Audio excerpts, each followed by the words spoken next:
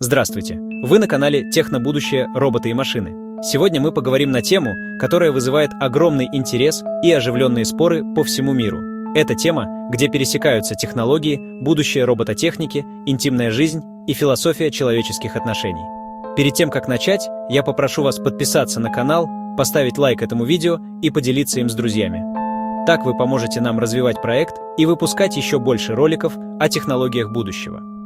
Идея создания роботов-компаньонов, которые могут заменить человека в интимной сфере, появилась не вчера. Если оглянуться назад, то первые прототипы были скорее куклами, чем роботами. В начале 2000-х годов появились реалистичные модели вроде RealDoll, а позже на выставках начали демонстрировать первые андроидные разработки, например, Roxxxy. Конечно, это были очень простые устройства. Они не могли общаться, двигались минимально и никак не реагировали на пользователя. Но именно с них все и началось. Пойдем далее. Краткая история и современные тренды.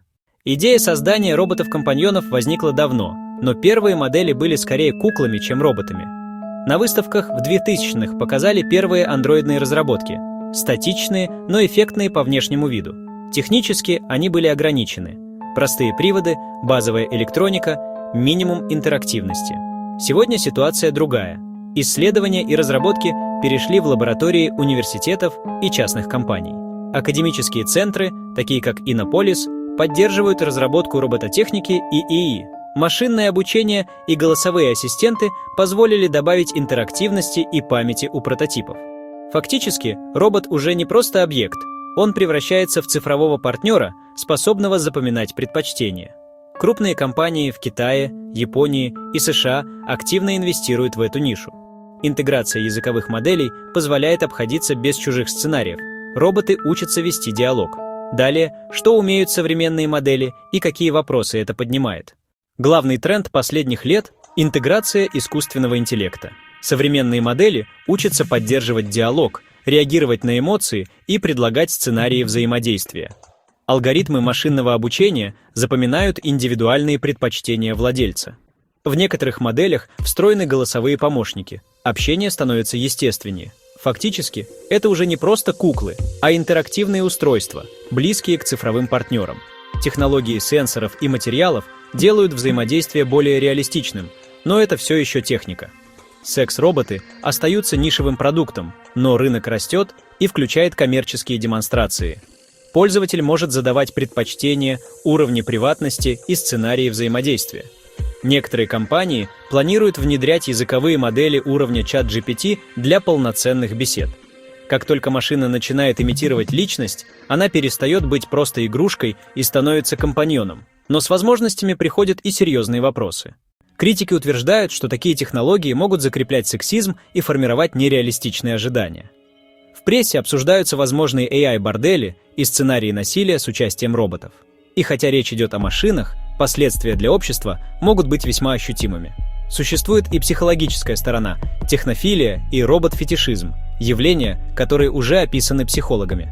Для кого-то это способ справиться с одиночеством, для кого-то – фантазия.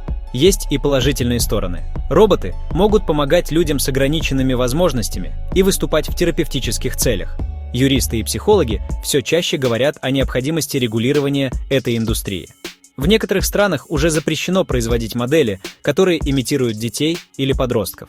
Такие запреты направлены на предотвращение деструктивного поведения, но чрезмерное вмешательство может замедлить инновации. Тут нужен баланс. Ведутся дискуссии, какие ограничения нужны и как контролировать развитие отрасли. Дискуссия ведется и в академическом, и в коммерческом сообществе. Переходим к перспективам. Где могут помочь роботы и какие риски важно учитывать? Многие эксперты видят и положительные стороны. Роботы-компаньоны могут стать альтернативой проституции и помочь одиноким людям.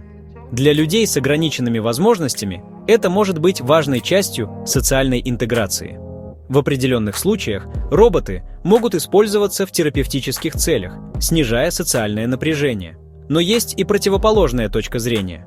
Массовый доступ к роботам может снизить уровень эмпатии в обществе.